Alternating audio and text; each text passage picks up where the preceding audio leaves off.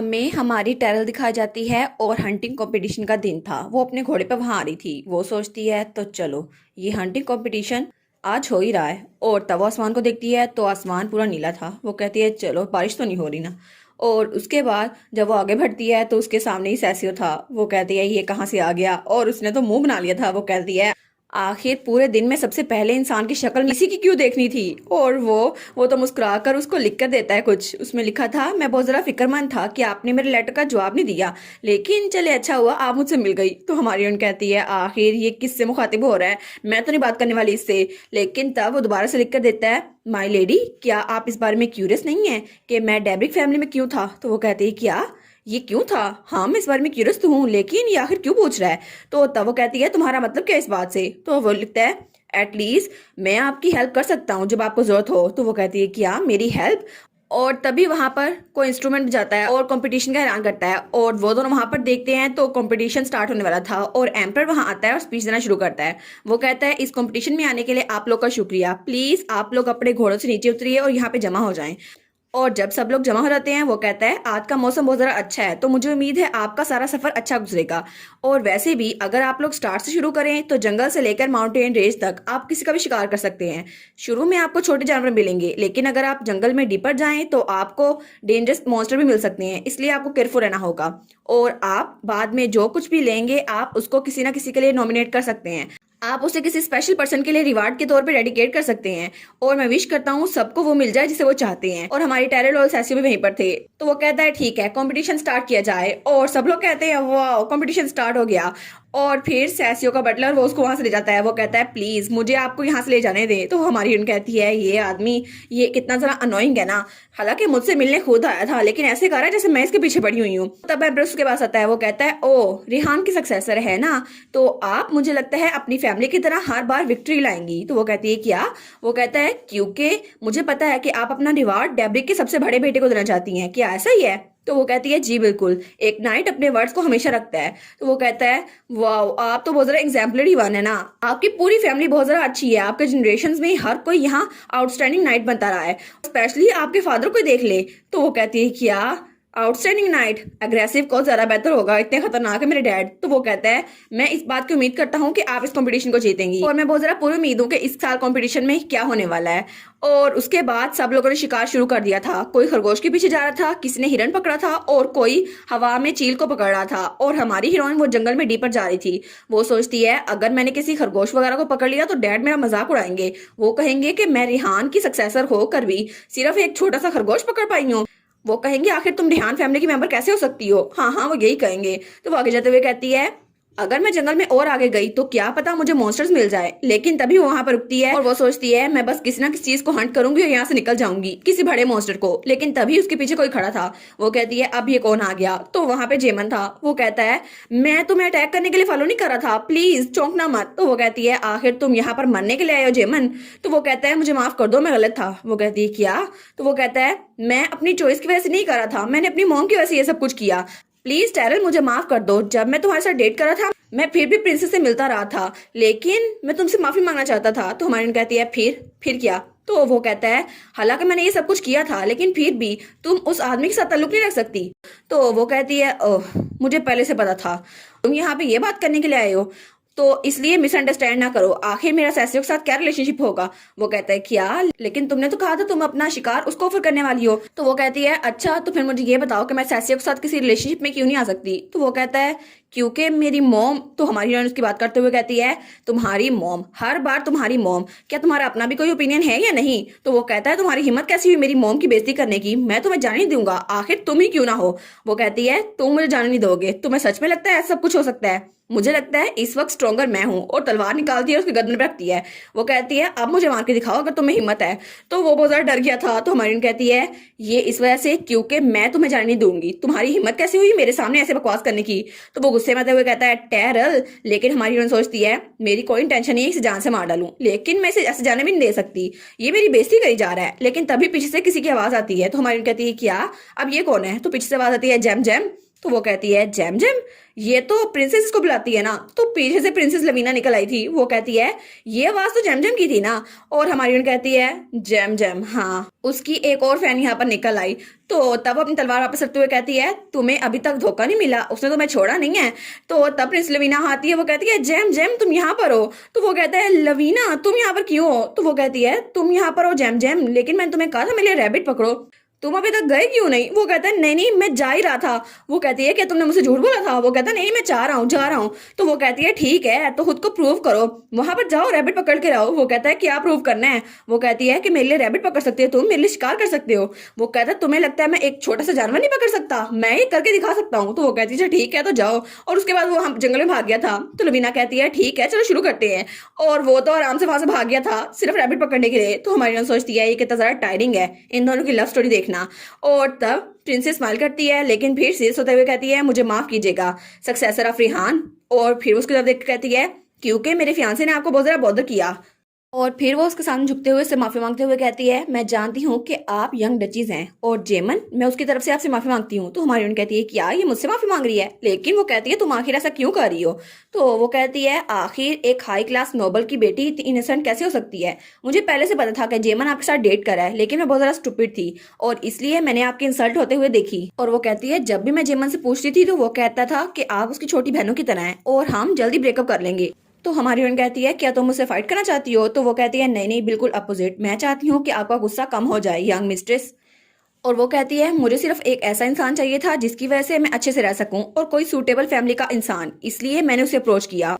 तो हमारी बहन कहती है लेकिन मैंने गलत डिसीजन लिया था, क्या तुम अभी भी प्रिटेंड करोगे कि तुम्हें हमारे रिश्ते के बारे में नहीं पता था। और फिर टैरल कहती है मैं पूरी जिंदगी अपने चेहरे पे मास्क लगा के नहीं फिर सकती। तो वो कहती है इसलिए मैं चाहती हूँ कि आप कंपटीशन को ज्वाइन करें और मुझे पता है कि हमें दोबारा से प्राइवेट में बात करने का मौका नहीं मिलेगा, इसलिए मैं अभी आपसे माफी मांगना चाहती हूँ। और फिर स्माइल करके कहती है हालांकि आप जेमन से बहुत ज्यादा नफरत करती हैं, लेकिन अगर आप मुझे कहेंगी कि मैं इस एंगेजमेंट को तोड़ दूं तो फिर मैं तोड़ दूंगी। तो हमारी बहन कहती है अगर तुम्हें एंगेजमेंट तोड़नी है तो खुद तोड़ो, मेरे पे इल्जाम ना लगाओ। और वैसे भी मुझे कोई फर्क नहीं पड़ता जेमन की किसी के साथ भी एंगेजमेंट हो, अब उससे मुझे कोई भी फर्क नहीं पड़ता। और वैसे भी जेमन से मेरा कोई ताल्लुक नहीं है। और जब भी मुझसे बात करती थी तो वो कहता था ये सब कुछ मेरी मॉम की वजह से हो रहा है और प्लीज मेरी बात समझो। लेकिन यंग डचीज क्या तुम उनके बारे में जानती हो, अगर तुमने जेमन से शादी की तो वो हर बार तुम्हारे मामले में दखलंदाजी करेंगी। तो वो कहती है जी मुझे इस बारे में पता था, लेकिन क्या आप यहाँ पर सैसियो के साथ मैरिज डिस्कस करने के लिए आई हैं। तो वो कहती है क्या तुम्हारा क्या मतलब है। तो वो कहती है मैं माफी चाहती हूँ लेकिन हंटिंग कंपटीशन वो इसलिए तो रखा गया था ना, और मैंने रूमर सुनी है कि आप अपना प्रेज सैसियो को देने वाली हैं, है ना, जेमन के बड़े भाई को। और शायद इसी वजह से हर कोई आप में इतना इंटरेस्टेड है क्योंकि आप रेहान फैमिली से हैं। और रूमर्स अभी भी यही चल रही है कि आप जेमन को भूल नहीं पाई, इसलिए आप सैसियो को प्राइज देने वाली हैं। और मैंने तो यहाँ तक भी सुना है कि यंग डचीज ऑफ रेहान मिसेस सैसियो की बहुत ज्यादा फिक्र करती है और उन्होंने तो उन्हें शादी की ऑफर भी की है। तो हमारी बहन सोचती है कि यार शादी की ऑफर, और वो तो बहुत ज्यादा एम्बेरस हो गई थी, लेकिन उसके सामने कोई शो नहीं करती है। वो कहती है ये तो नॉनसेंस है, मैंने ऐसा कुछ भी नहीं कहा। और वो मुड़ते हुए कहती है अगर तुम्हारा काम खत्म हो गया तो एक्सक्यूज मी मैं हंस चलती हूँ। तो प्रिंसेस उसको रोकते हुए कहती है अगर आप इससे आगे गई तो बहुत ज्यादा डेंजरस होगी ये जगह, आपको थोड़ा संभल के जाना चाहिए, क्या पता आप मैंटिकोर से मिल जाए। वो कहती है क्या मैंटिकोर। तो हमारी कहती है लेकिन वो एंटिकोर उसको तो बंद नहीं किया गया था। वो कहती है जी बिल्कुल, उसको माउंटेन के टॉप पर इम्प्रिजन किया गया है, लेकिन अगर वो आपको मिल गया तो उसे हराना बहुत ज्यादा मुश्किल होगा, इसलिए मैं आपको सलाह देती हूँ कि आप वहां पर ना जाएं। तो हमारी बहन कहती है मैं वैसे भी उसको पकड़ने वाली नहीं हूँ, ना ही मैं उसको शिकार करने वाली हूँ, और मैं तो बस क्यूरियस थी। और तब वो जाते हुए कहती है इसलिए मैं बस यहाँ से जा रही हूँ। और तब लवीना टैरल को वहां जाते हुए देखती है। वो सोचती है चलो एंडिंग इतनी ज्यादा बुरी नहीं हुई है ना, वो अब मुझसे नफरत नहीं करेगी। लेकिन हमारी हीरोइन वहां जा रही थी। वो सोचती है क्या सच में ये मुझसे इसलिए माफी मांगने आई क्योंकि मैं रेहान फैमिली से हूँ। लेकिन वो सोचती है अगर उसको इतना ज्यादा घमंड है, आखिर उसके पास इतने सारा नाइट्स होंगे, इसलिए तो वो वहां पर रुक गई। और तभी लवीना पीछे से अपना हाथ बुलंद करती है। वो कहती है ऑल राइट तुम लोग बाहर आ जाओ। तो तब इर्द गिर्द कोई भी नहीं था। वो कहती है नाइट्स तुम लोग कहाँ हो, कोई बाहर क्यों नहीं आ रहा। तो तब पीछे मुड़कर देखती है। वो कहती है मुझे लगता है मैंने कुछ ज्यादा इंतजार करवा दिया, शायद ज्यादा दूर आ गई हूँ मैं। लेकिन तभी उसके पीछे किसी का साया था और तब वहां पर एक वुल्फ था जिसने अपने मुंह में उसके नाइट को पकड़ा हुआ था। तो वो लवीना की तरफ हटता है। तो लवीना कहती है क्या क्या मैं मरने वाली हूँ। और दूसरी तरफ हमें जेमन दिखाया जाता है जिसने एक रैबिट पकड़ लिया था। वो कहता है ये कितना अनोइंग है ना, कितना ये भाग रहा था, फिर भी मैंने इसे पकड़ लिया। लेकिन तभी उसे पीछे से किसी की आवाज आती है। वो कहता है क्या ये आवाज लवीना के डायरेक्शन से आ रही है, लेकिन वो ठीक होगी है ना, नाइट्स उसके पास ही है, मुझे फिक्र करने की जरूरत नहीं है। और वो गुनगुनाता हुआ आगे बढ़ रहा था। तो लवीना पीछे बहुत ज्यादा डरी हुई थी। वो सोचती है जेमन प्लीज यहाँ पर आओ, मेरी हेल्प करो। और वो वुल्फ उसकी तरफ बढ़ रहा था। और तब अपना मुंह खोलता है और उस पर हमला करने लगता है, लेकिन लवीना बहुत ज्यादा डर गई थी और तभी उसके मुंह पर खून के छींटे पड़ते हैं। तो वो कहती है क्या, और वहां पे हमारी टेरल आई थी लवीना को बचाने के लिए और उसने अपनी तलवार से उस वुल्फ का खात्मा कर दिया था और तब उसके मुंह पर भी खून के छींटे पड़े थे। तो लवीना कहती है यंग डचिस, क्या आपने मेरी जान बचाई? तो वो कहती है तुम अकेली पीछे रह गई थी, मुझे लगा था तुम्हारे पास कोई भरोसेमंद होगा जो तुम्हारी हिफाजत कर सकता है, लेकिन यहाँ पे कोई भी नहीं था।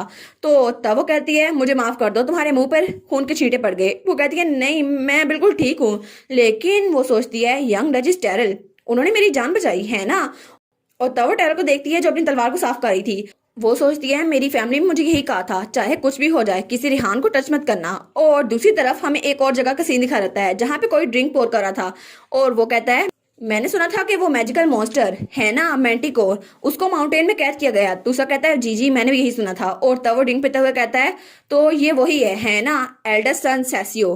तो तब वहां पे जेमन का डैड बैठा हुआ था। वो कहता है हाँ मैंने अपना काम कर दिया है, बहुत जल्द उस बीज के जरिए उसका खात्मा हो जाएगा। तो उसके सामने जो भी बैठा था वो कहता है तुम तो ऐसे प्रिटेंड कर रहे हो जैसे तुमने उसको बड़ा ही नहीं किया, वैसे भी वो एम्पर का बेटा है, लेकिन उसको ऐसे किसी ने छोड़ दिया और तब वो तुम्हारे पास आ गया। और तब हमें थोड़ी देर पहले का सीन दिखाता है जब सेसियो को बटलर उसको वहां से ले जा रहा था, लेकिन तभी वहां पर एक और सिपाही आता है। वो कहता है आपको लॉर्ड पेनेलियो बना रहे हैं। वो कहता है मैं आपको वहां ले जाता हूँ। तो जेवन का डैड कहता है मैं भी यही सोच रहा था, सब कुछ प्लान के मुताबिक हुआ। और उसके बाद हम लोग एरिना की तरफ बढ़ने लग गए, लेकिन बहुत अच्छा हुआ कि सेसियो को हम पे शक नहीं हुआ।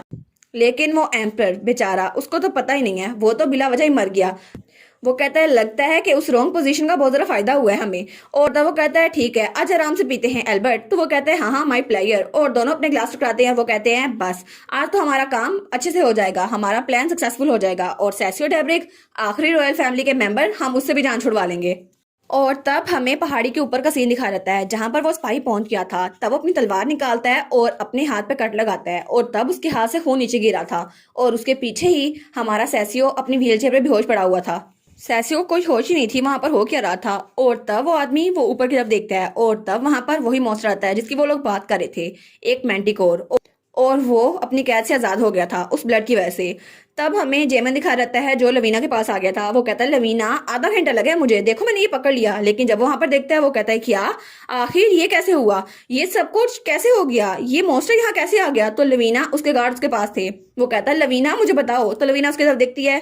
वो कहता है आखिर यहाँ पर हुआ क्या? और वो सोचती है एक पिटीफुल आदमी जिसको ये भी नहीं पता क्या करना है, लेकिन अब मुझे क्या करना चाहिए जिंदा रहने के लिए? हाँ मैं जानती हूँ मुझे क्या करना चाहिए। तो वो रोते हुए कहती है जैम जैम, और जल्दी से उसके पास आती है। वो कहती है मुझे बस यही करना है। और उसे कहती है मैं बहुत ज्यादा डर गई थी, तुम्हें पता भी है मैं कितना ज्यादा डर गई थी। तब वहां पे जो गार्ड खड़ा था जेमन उसकी तरफ बात करता है। वो कहता है ये तुम्हारी रिस्पॉन्सिबिलिटी थी कि उसकी हिफाजत करो, लेकिन तुमने उसे बचाया नहीं। तो वो कहता है आप गलत समझ रहे हैं, मैं वहां पर नहीं था। तो जेमन वो कहता है तुम्हारी हिम्मत कैसे हुई, तुम्हें लगता है मैं मजाक कर रहा हूँ? तो वो कहता है नहीं नहीं मेरी ऐसी जरूरत कैसे हो सकती है? तो जेमन कहता है सेसियो, हालांकि टेरल वो भी काफी नहीं है, अब तुम भी मेरा मजाक उड़ाओगे? और वो बहुत जरा गुस्से में आ गया था और तब वो अपनी छड़ी उठाता है और उसको मारने लगता है। तो वो कहता है प्लीज मेरी जान बख्श दें। लेकिन लवीना वो उसी को देख रही थी। वो सोचती है ये बिल्कुल एक गधा है, लेकिन फिर भी जिंदा रहने के लिए मुझे इसके साथ ही रहना होगा। और दूसरी तरफ हमें फिर से वही आदमी दिखाया जाता है जो जेमन के डैड के साथ बैठा हुआ था। वो कहता है अब मैं सोच रहा हूँ तो यंग डचिस रिहान है ना, मैंने उसका नाम सुना और वो तुम्हारे बेटे जेमन को डेट किया करती थी, तुम्हें क्या लगता है इस बारे में? तो वो कहता है हाँ, लेकिन उसके अपेरेंस के अलावा सब कुछ टेरिबल है और मुझे नहीं पता था कि उसके पास कोई स्ट्रॉन्ग एबिलिटी भी है या स्पेशल पावर। और अब तो मैं इमेजिन भी कर सकता कि वो एक रिहान थी। और उसी वक्त हमारी टेरल वो मॉन्स्टर से लड़ रही थी और उसने एक एक करके सब मॉन्स्टर को नीचे गिरा दिया था। और वो कहता है अगर मुझे पहले पता होता कि वो लड़की रिहान है तो मैं पहले ही उसको अपने हाथों से मार डालता।